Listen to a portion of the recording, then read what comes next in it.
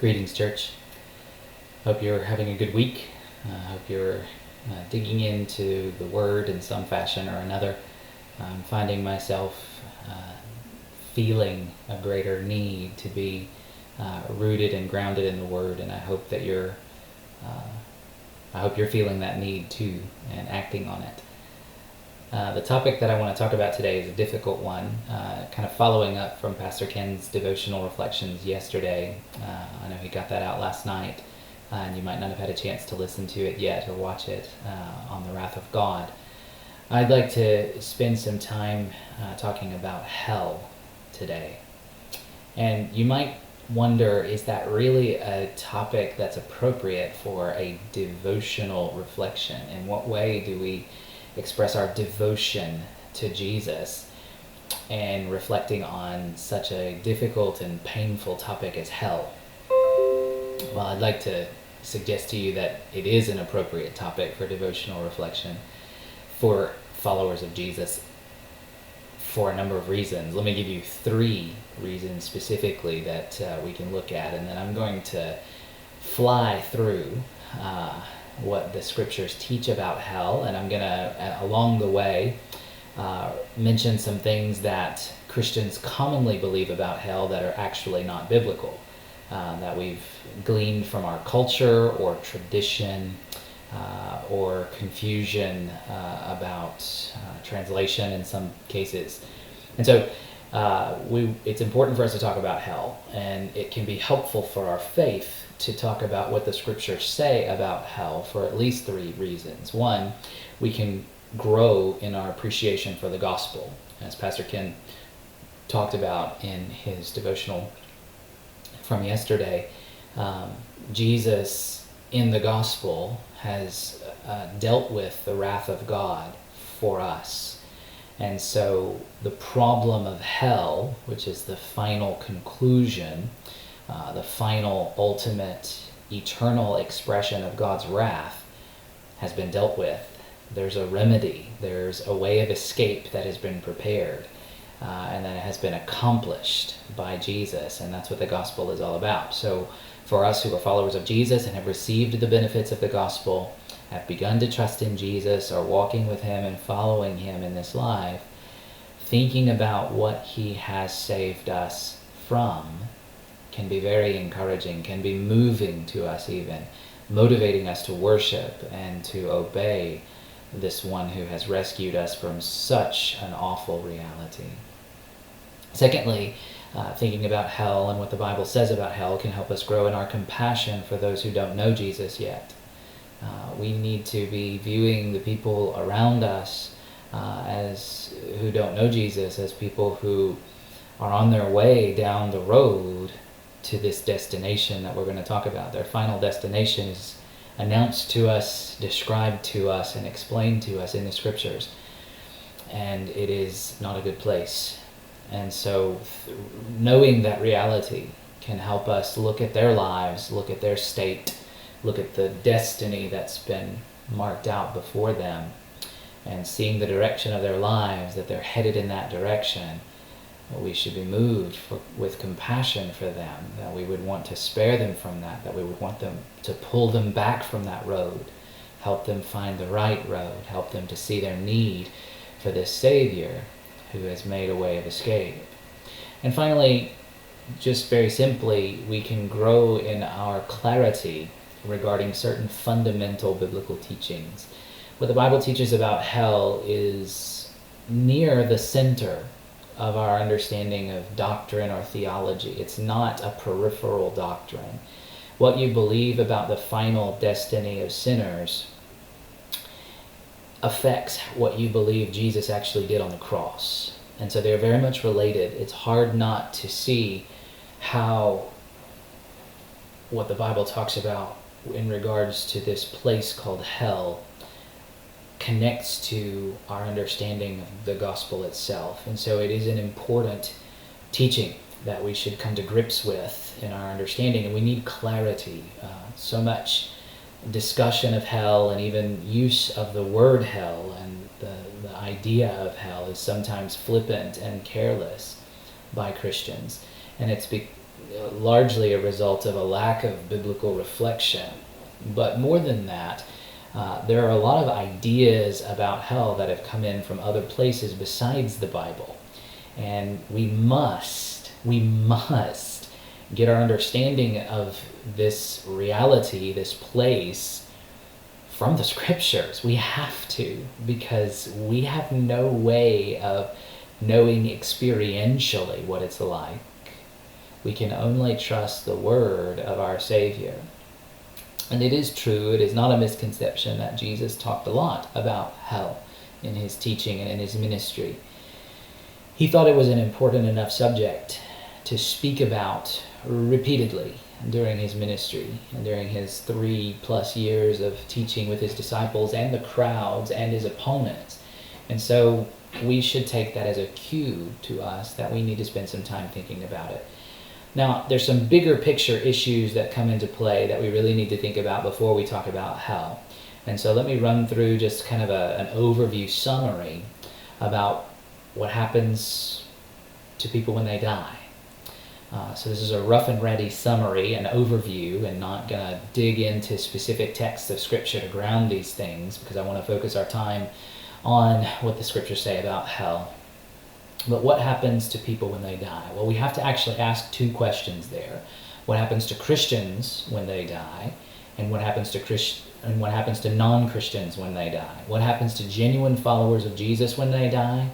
And what happens to those who reject Jesus and remain in their rebellion until their death? What happens after that? And then how do we think about that in relationship to what we could think of as the eternal state? So let's answer the first question first. What happens to Christians when they die? What happens to Christians? Well, the physical body remains on the earth.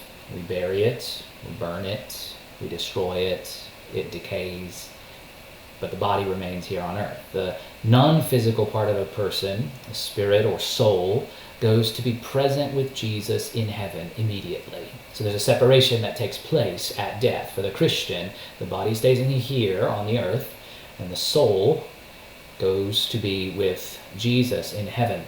Let me give you an analogy for what this is like in comparison with the eternal state, because that is not the eternal state. Theologians will refer to it as an intermediate state, but that intermediate language is somewhat confusing. The soul is in heaven with the resurrected Jesus, but it seems from the scriptures that means that the Christian soul has no body. So what is this like?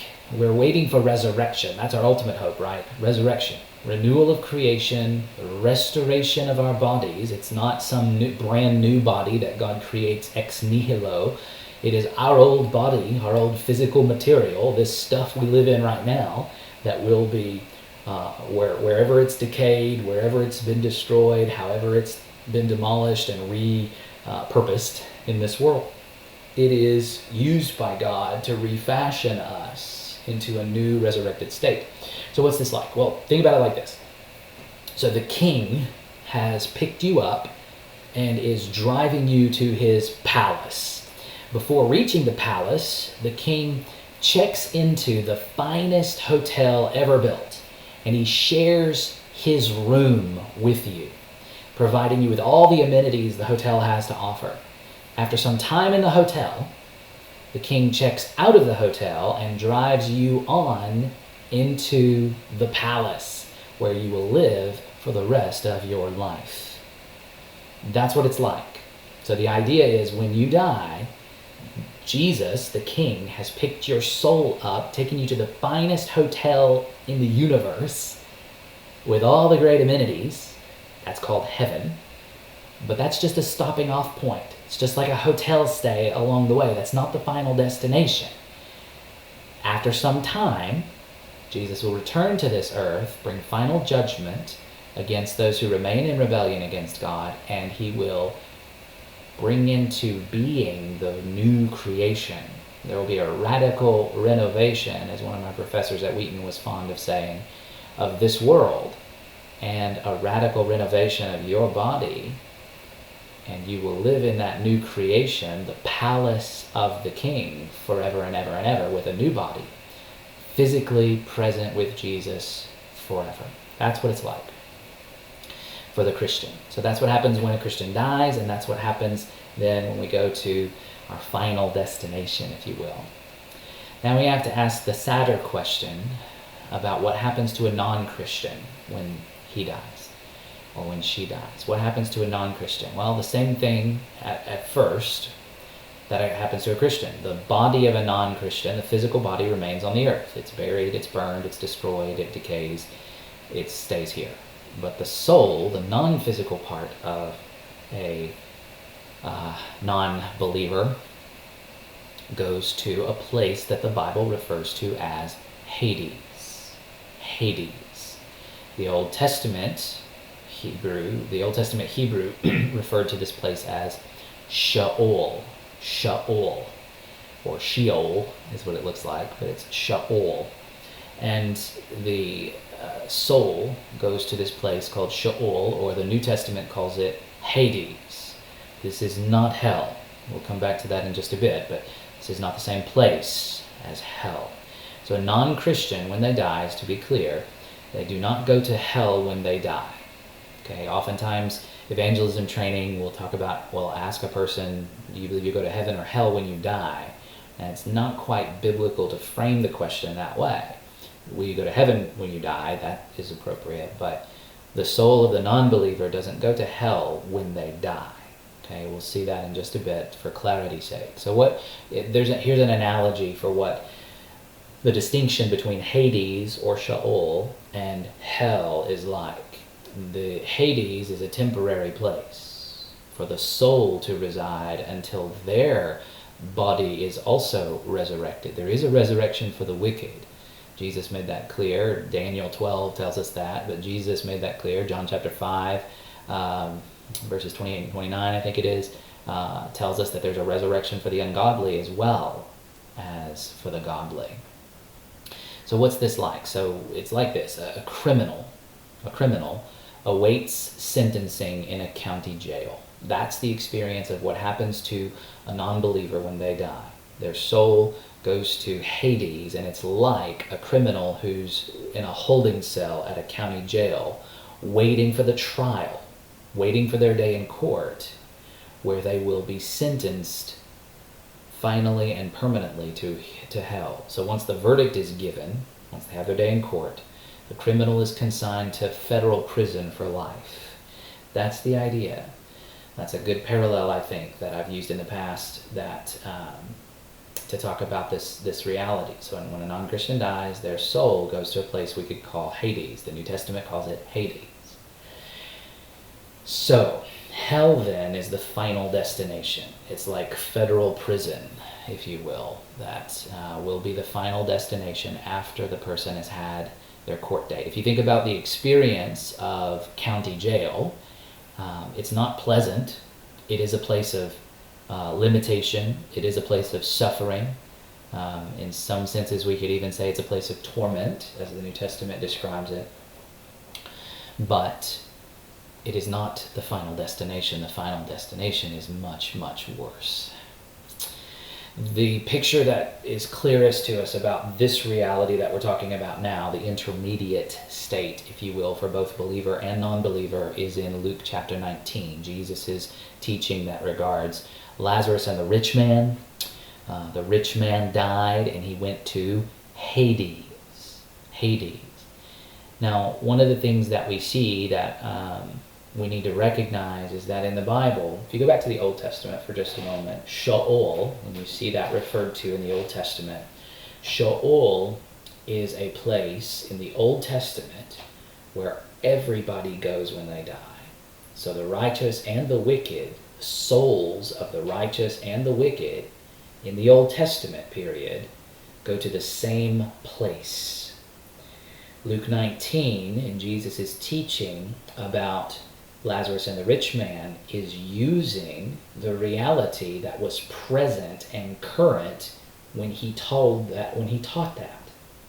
So when Jesus is teaching that, it's the Old Testament reality is still in force. Okay, so when someone died during the years of Jesus' ministry, if they were a follower of Jesus, had a genuine relationship with God by faith, like Abraham or like one of the prophets. So John the Baptist would be a good example. John the Baptist was a righteous man, a prophet even. He believed in the Messiah that was coming. He trusted God. He was a faithful covenant member. Where did he go when his head got chopped off? His soul went to Hades, or Sheol. And it waited there until Jesus died and went to Sheol, or Hades, and then rose from the dead and began a new reality. So that after Jesus' resurrection, souls of those who are in relationship with God through him, those who trust him, go directly to heaven. They don't go to Sheol anymore. They don't go to Hades. But that's a change that Jesus brought about by his death and resurrection. And so when you read Luke 19, you read about Lazarus and the rich man. Lazarus goes to Abraham's bosom. That is a place within Sheol, within Hades. It's even described there that it's all in one place. They can see each other. Lazarus and the rich man can see each other, but there's a huge chasm that divides them. And so it's almost like, it is like Hades or Sheol is divided into two compartments, if you will. They cannot go across either of these, right? Abraham says that explicitly, or Abraham explains that very explicitly to the rich man who wants help, essentially, but they cannot cross.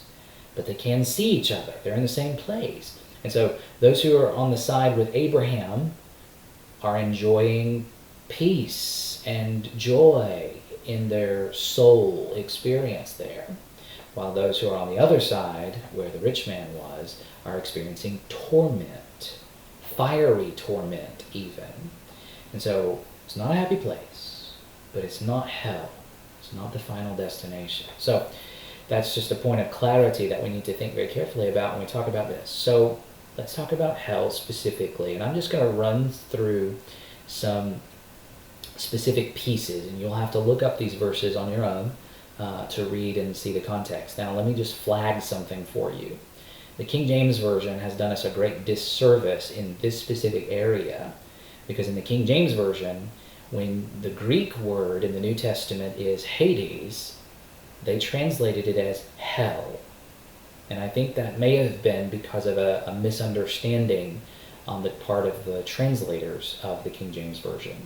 And so if you're reading the King James Version, and unfortunately, because the King James Version was so popular and so dominant, it created certain traditional renderings. And what I mean by that is the King James Version was the dominant version in the English-speaking world for several hundred years. And one of the negative results of that, there's a lot of good things we could say about the King James Version, but one of the negative results that has come about is that Christians and teachers and preachers and everybody who's read the Bible have memorized lots of verses in the King James Version, and certain verses that have certain importance, either doctrinally or just personally for a lot of people, the wording of the King James Version has become a favorite. It's become locked in a sort of traditional way, so that when new translations are made, that tradition of translation influences the translators of new English translations. Tradition actually plays a role in Bible translation. It always has, and it probably always will. Some of that is good, some of that is not so good. One of the not so good results is that many English Bible readers are confused about hell because they read the word hell in their English Bible in the New Testament, and they don't recognize that what's being spoken of by Jesus, specifically in the Gospels, is not actually the reality called hell. There's a separate term that's used. And so many people reading the King James Version don't know that. But the problem is that's actually bled over into other English Bible translations, including the English Standard Version, which I use. And we'll look at a verse briefly that is misunderstood for this exact reason.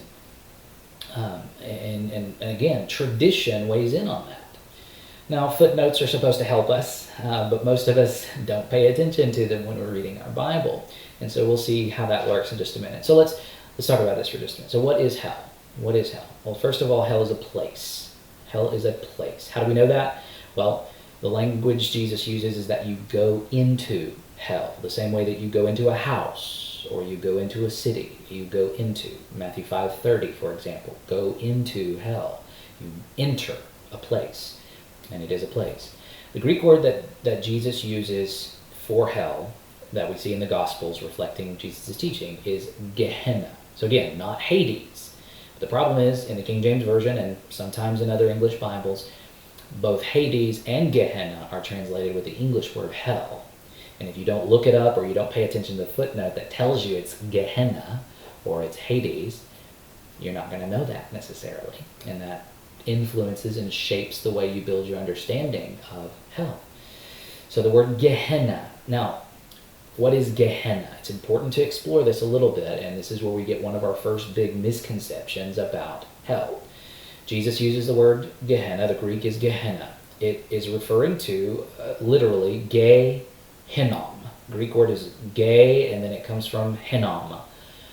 It means valley of Hinnom. And so it's referring to a place. Valley of Hinnom. But here's where your first myth about hell that you've probably heard from many, many good preachers and good Bible expositors. The problem is this tradition about Gehenna was developed in the Middle Ages, and it's been repeated so many times that many folks who are otherwise good scholars, good pastors, faithful expositors of the Word of God don't look up the original source, and they haven't discovered or recognized the reality that there's no evidence for this. What am I talking about?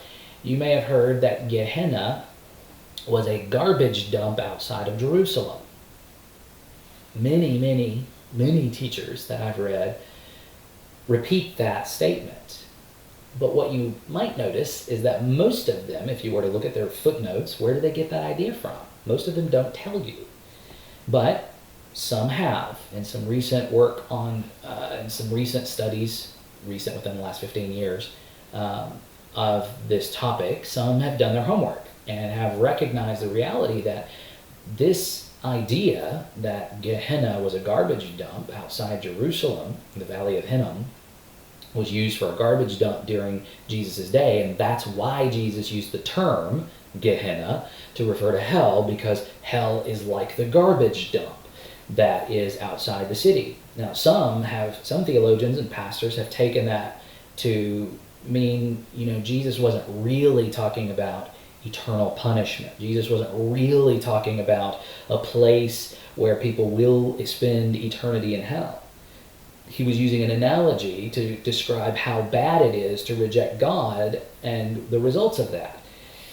And so you can see where you've gone off the rails. Now, many people who repeat this idea that Gehenna was a garbage dump during Jesus' day, and that's why he used the term for hell, don't go in that direction. But some do. But here's the problem. That idea first appears in history in the Middle Ages. I can't remember the dates off the top of my head. I don't have it in front of me in my notes or anything, but I can give you those sources if you're curious about that. But if a priest at some point was writing commentary, and he used an analogy. He didn't even claim that it was a garbage dump in Jesus' day. He said it was like a garbage dump that was outside. Well, somebody read that after he wrote it in the Middle Ages, and then they took out the like. He was comparing what Jesus was saying to a garbage dump, and then the next person said, oh, it was a garbage dump. And then that got repeated and repeated and repeated. But here's the problem. There's no archaeological evidence that supports that reality back to Jesus' day. And if you've ever done any archaeological study, this is kind of a boring fact, but it's true. Archaeological study, most of what they find is in garbage dumps. Garbage dumps are the easiest things to identify from ancient ruins, because it's a place of burning. You burn stuff all the time, and there's remains that are left there. Nobody tries to dig those out. They just leave the remains. And so garbage dumps are often where we find a lot of treasures that have been destroyed from the ancient world that we can then reclaim and recover and learn something about them. But there's zero evidence archaeologically that this garbage dump existed during Jesus' time. So there's no basis for that reality. So why does, and what has happened is that tradition has actually obscured the truth. There is an answer to why Jesus uses the term Gehenna, Valley of Hinnom. Why does he speak of hell, this place in the future that God is going to send people after Judgment Day? Why does he refer to it as the Valley of Hinnom? Well, guess what? It's got Old Testament roots. It's not about some little cultural reality from his present day. It's from the Bible. It's from his scriptures. He's talking about God's judgment. He's talking about the way God pours out his wrath, and he's drawing from the Old Testament.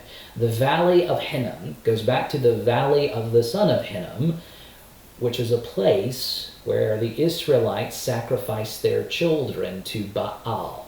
2 Chronicles 28, 1-4. 2 Chronicles 33, 1-9. Manasseh famously sacrificed his children to Baal in the valley of the son of Hinnom. So, think about this. That became a place, first and foremost, where the utmost wickedness and idolatry was practiced by the people of Israel. Their rebellion was up high. At its heights, at its worst, at its lowest, whatever you want to say. At the point when they were sacrificing their children to a false god in this place. And so the place became known and famous for the wickedness and idolatry and rejection of God. From that, the prophets, particularly Jeremiah, took the Valley of Hinnom and said that place where God, where the Israelites sacrificed their children, is the place where God is going to burn up his children. Jeremiah chapter 7, verses 30-34, Jeremiah 19, verses 1-15. Jeremiah speaks of the Valley of Hinnom, and he alternates, and he says it's going to be the Valley of Slaughter, the place where God will punish the wicked. That's how it came about. It is where God's perfect justice is exercised. They were sacrificing their children, and so they were burning their children in the fire, and so God is going to burn his people, the people who were a part of the people of Israel. Remember, it's a part of the Mosaic covenant.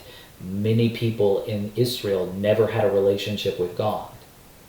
They instead were idolaters who sacrificed their children to Baal and other false gods. And God says, in perfect response to that, what they have done will be met with burning for them as well. They will get what they deserve. And so from Jeremiah's prophecy, Jesus takes his cue and says that is hell. It is the place where God's wrath will be poured out. It is the place where God's justice will be satisfied on those who remain in rebellion against him. It is a place where people will remain in rebellion against him. You see, people in hell, when they go to hell after Judgment Day, they will not be sorry for what they've done. They will continue in their rebellion for all eternity. That's what they have chosen to do. They remained in their rebellion all through their life, and they will remain in their rebellion and in their hatred of God forever and ever and ever. It is an awful place to speak of and to think about. Well then, how does a person go to hell? If hell is a real place, how does a person go there? Well, we get a couple of descriptions. First of all, they are physically thrown in hell by God, or by the Son of Man, Jesus, or by the angels. And so, depending on which passage you read from the Gospels, you get these passive phrases. You will be thrown into hell. It's the picture of a courtroom where you have a judge, you have a bailiff, and you maybe have a prosecuting attorney. And the idea is that all three of those work in concert to send the guilty criminal to their place of punishment. So Mark 9:45, Mark 9:47, Matthew 5:29 in the Sermon on the Mount, Jesus says specifically, your whole body will be thrown into hell. So again, hell is a place where your body goes. That's why we know that people, when they die, when non-believers die, they don't go immediately to hell. Their body remains here on the earth to decay. But on Judgment Day, they will be raised from the dead, and they will be thrown into hell, body and soul. That's specified in Matthew 10:28. Matthew 10:28. Body and soul together go into hell.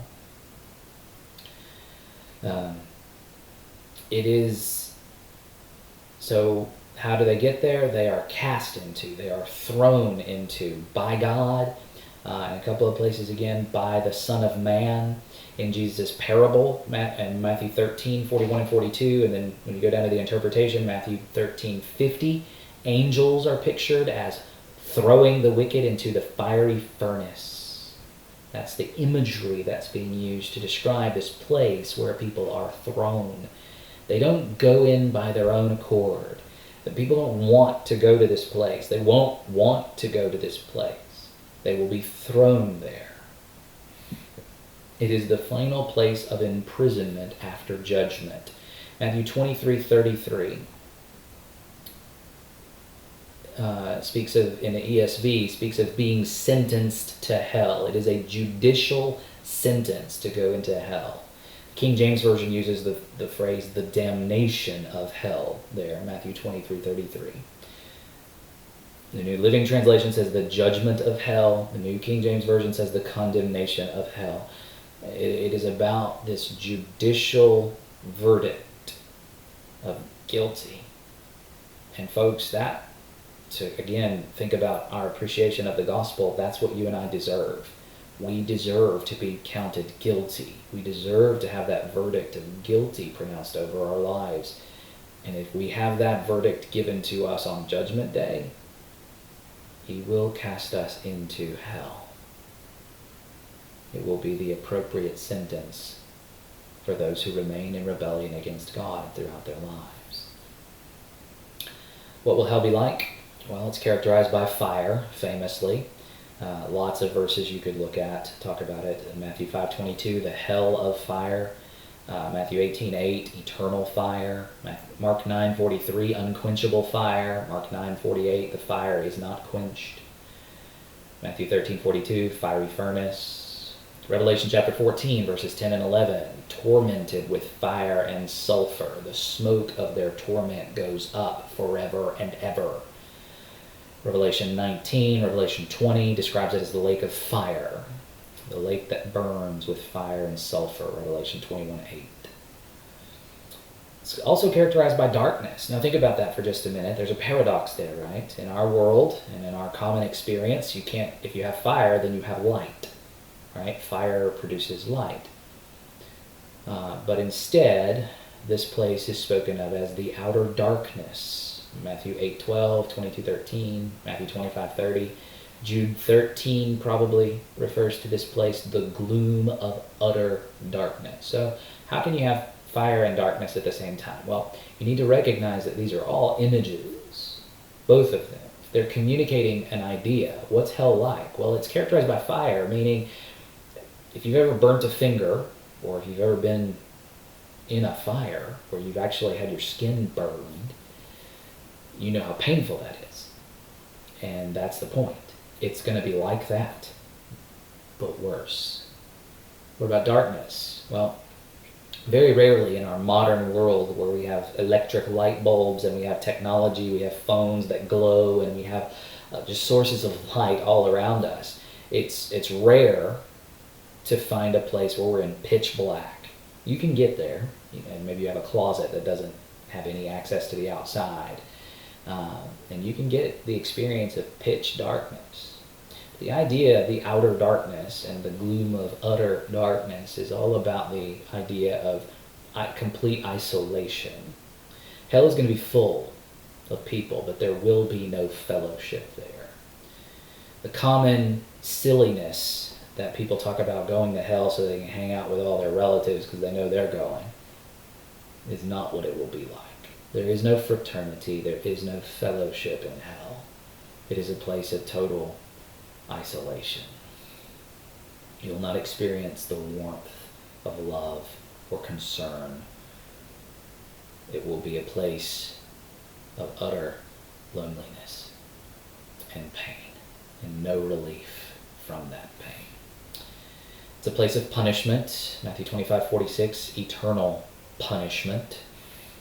Place of destruction. The language of destruction is used repeatedly. Matthew 10:28, Jesus says that God will destroy both soul and body in hell. Again, he's using figurative language. It's not a sense of annihilation. Many Christians believe that. Many Christians find it easier to believe that God would annihilate a person rather than go on for all of eternity punishing a person, body and soul, in hell. That's harder to swallow. And so many Christians have taken the language of destruction that's used and taken it literally. But it seems like if we try to fit all of the images together, we have to recognize that destruction doesn't mean annihilation. And in fact, if we just look up the word destroy and the ways that it's used in the Bible, commonly things are destroyed they don't go out of existence. Like we destroy a house. Like Charlie Dybert came over and destroyed my mudroom the other day, pulled it down, but all the materials were still there. It was just unusable and unfunctional any longer. It doesn't do any good. It's good for scrap and to get thrown out. That's the kind of thing we're talking about. Destruction is the idea of wearing away, not non-existence. And so eternal destruction seems like a paradox even in itself. 2 Thessalonians 1:9 speaks of the punishment of eternal destruction. People have tried to redefine the word eternal many, many different ways to try to avoid the conclusion here and to try to get out of the seeming paradox. How is there such a thing as eternal destruction? Once something is destroyed, it's destroyed, isn't it?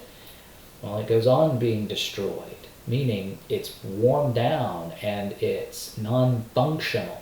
That's the idea. It can't be what it was made to be. Now, 2 Thessalonians 1:9 is a special case that we need to think about a little bit. I haven't said anything about this yet, and there's no other opportunity to say anything about this because the Bible doesn't actually use this language, but we often do. Sometimes we talk about hell as though it is separation from God. We talk about death as separation from God. But even that idea has to be held in tension with another theological truth that is clear to us in Scripture, that God is omnipresent. God is everywhere. So is there a reality? Is there a place you can go where God is not? No. So if you look at 2 Thessalonians 1:9, you have an interesting little phrase, the punishment of eternal destruction, and in the ESV it says, away from the Lord. There's actually a footnote in the ESV that says, more literally, from the Lord. If you look at the King James Version, you can see the ambiguity a little bit more clearly. The ambiguity is the punishment of eternal, so the King James Version says, punished with everlasting destruction from the presence of the Lord. Now that's ambiguous by itself, but that is a very good literal rendering of the Greek phrase there. From the presence of the Lord, not necessarily away from. So what could that mean? Well, it could mean away from, like you're separated from in some sense. Or it could mean that the presence of the Lord is what is inflicting the punishment. And that is actually a more biblical idea. This is an uncomfortable truth, but if you read Revelation 14, the smoke of their torment goes up forever and ever in the presence of the Lamb. So there is no sense here where the scriptures are clearly saying the experience of hell is that we are separated from God. Instead, it is that God is there and his presence is a torment to us. His presence is not comforting. His presence doesn't bring relief. And if you think about that, that should make sense. If you have an enemy, someone you hate, someone that you can't stand, being in the same room with them is uncomfortable. You don't like it when they're near. It's not a happy place for you to be. Or you feel threatened. If someone who's abusing you is close by, you feel threatened. God is the judge. He will have sentenced these people to hell, to this experience forever and ever. And he is the one who is bringing that punishment about. God pours out his wrath. He is not distant from it. You can't separate it out like that. Some people want to rescue God from that kind of expression of anger or expression of judgment, but that is a part of who God is. He is holy. He is holy. He is just. And he does punish sinners, and he will punish sinners forever. And that is a part of his glory. And you and I may struggle, and legitimately so, with feeling the right kinds of feelings about that. But when we are no longer limited by our flesh, I am certain that we will rejoice in God's justice in a way that we cannot do now because of our limitations. So, hell is a place of torment, weeping and gnashing of teeth, phrase Jesus used several times. Mark 9:48, it's the place where their worm does not die. That's an unpleasant image as well, borrowed from the last verse of the book of Isaiah, Isaiah 66:24. It's the picture of worms eating your body, and they never stop eating. You're being gnawed on all the time. That's unpleasant. Tormented with fire and sulfur, Revelation 14:10 and 11 again. Tormented day and night forever and ever. Constant torment for all time. Revelation chapter 20, verse 10. Two more things to say, and then we'll be done. Hell is a place, Jesus says, that was prepared for the devil and his angels. The purpose of hell was not originally for human beings. When Adam and Eve rebelled in the garden, they submitted to the serpent. They gave their allegiance over to the snake and to the Satan who empowered that snake. They submitted to a creature, even though God had given them authority over the creatures. And they gave up their right to rule in this world. And we have been suffering with the effects of that ever since. We are born into this world descendants of Adam and Eve in rebellion against our God, going down a road that will lead to this place. So God prepared hell for the devil and his angels. The devil who rebelled against God. The angels who left their proper place of authority and rejected God. Sometime before humanity was created, it seems.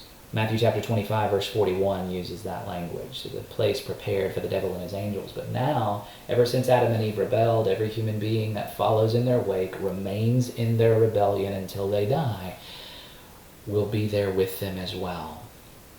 They will find their place in the place that was originally prepared for the devil and his rebellious angels.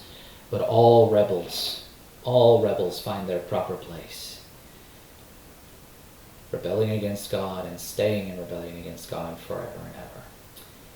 The final thing to say is about another misconception about hell. Sometimes we talk about the forces of hell. We speak of the devil and demons as the powers of hell or the forces of hell. And that idea is absolutely not biblical. It's a silly idea that came over from the Middle Ages and has bled over into Western culture in our cartoons that have also given us the picture of a devil with pitchfork and horns and a red tail. The same stream of silly tradition gave us the idea that the forces, that hell is somehow the devil's headquarters, that he's the king of hell or the ruler of hell. Folks, Satan doesn't want to go to hell. He doesn't live there, but that's his destiny. It's not his den, it's not his headquarters, it's his destiny. That's where he's going. That's where he will be consigned forever and ever and ever. He doesn't want to be there. Truly, he will have the worst punishment in hell. He will not in any way have authority or be a ruler or be a king. That is an unbiblical idea. That leads us to Matthew chapter 16, verse 18, a very famous verse where Jesus is pronouncing about the future of his church.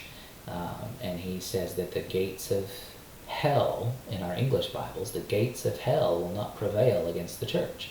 I will build my church and the gates of hell will not prevail against it. But if you look at any good footnote, because I think even the ESV says the gates of hell, but it gives you a footnote and says, well, it's actually the Greek word Hades. So many have looked at that and read it without reflecting on the reality that he's not talking about hell. And they've used all kinds of weird military imagery to suggest that the gates are offensive and we're supposed to storm the gates of hell and all those kinds of things. Meaning we're supposed to go and charge the devil and take his people back. All from that little phrase in Matthew 16, 18. But the gates of Hades was a common way in the ancient world to speak simply of death. If Hades is the realm of the dead, if that's the place where the spirits of dead people go, then the gates is an image of saying how you get there. How do you get into Sheol or Hades? Well, you got to go through the gates. You got to go through the door. What is the door? Well, it is the experience of death. And so all Jesus is saying, and it's actually a much more important idea, is that death will not defeat the church. And that's a very significant idea for the disciples, because he's talking to Peter there, and he's talking to his disciples there. Because the fact is, there's just 12 of them, and one of them is not even real, and there's only going to be 11 of them. And so if it's just on their shoulders, they're all going to die. So how will the church carry on if they die? Well, Jesus is assuring them that even if they die, or even when they die, the church will continue. His work of building the church is not dependent strictly on them. And so the idea is that even the experience of death for the Christian is not a defeat, and it doesn't hinder or harm the work of the church. The church is not pulled back by people killing them. The church is not overwhelmed by the experience of death. Jesus is the one who's in charge of building his church, and he is the one who is in charge of death, and he has won the great victory over death. And so it is not the devil's headquarters. Another text that's brought into that kind of idea is Revelation chapter 9, where we read about John's vision where he sees the devil coming up out of the abyss. The abyss. The abyss is also not hell. The abyss seems to be a location, a further demarcated location within Hades. So the place of the dead. And then it does seem that that's where the demons and Satan kind of hang out. Not that they have jurisdiction there or any kind of authority, but that's where they spend their time. That's their headquarters, if anywhere, is in the abyss. So Revelation 9 speaks of these beasts coming up out of the abyss, and Satan himself coming out, and demons, demonic, locust, horse things coming up out of the abyss. Well, that's not hell, okay? That is something in the place of the dead. That's as best we can say. It's the only time we get that kind of mention. So all of this, again, is to give us a better picture of what the Bible does teach about hell and what it doesn't teach about hell. And if this is the place where people in rebellion against God will go, will be thrown, will be sentenced after Judgment Day, how much more should we be preaching the gospel? How much more should we be reaching out in compassion to our family members and our neighbors who don't know Jesus? And what a great depth of gratitude and wonder we ought to have that God has rescued us from that.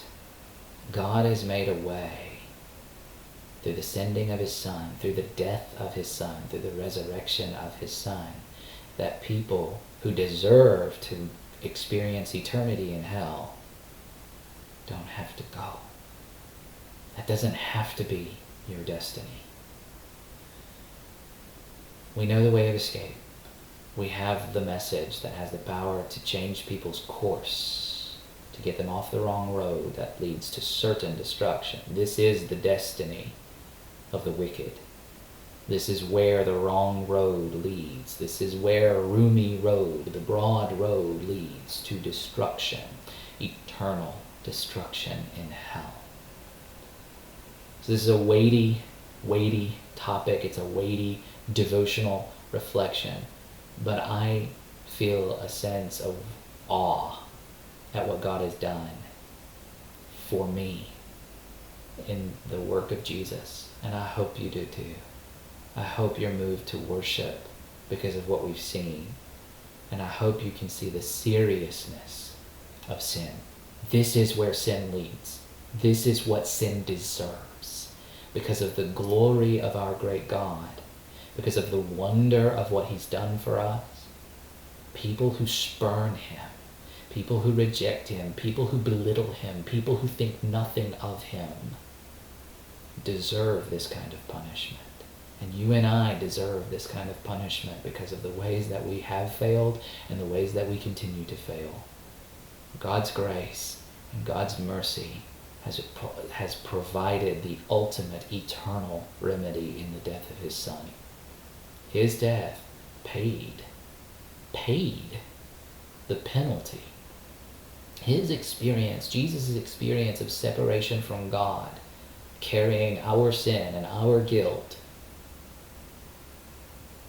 was exactly equivalent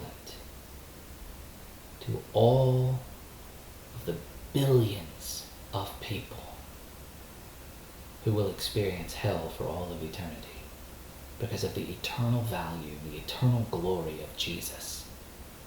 How much he didn't deserve even that momentary separation from his Father.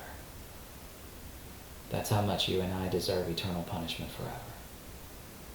Beyond calculation, beyond understanding. Would you pray with me in wonder? Father, thank you for revealing these things to us. You could have left all of this out of your Bible.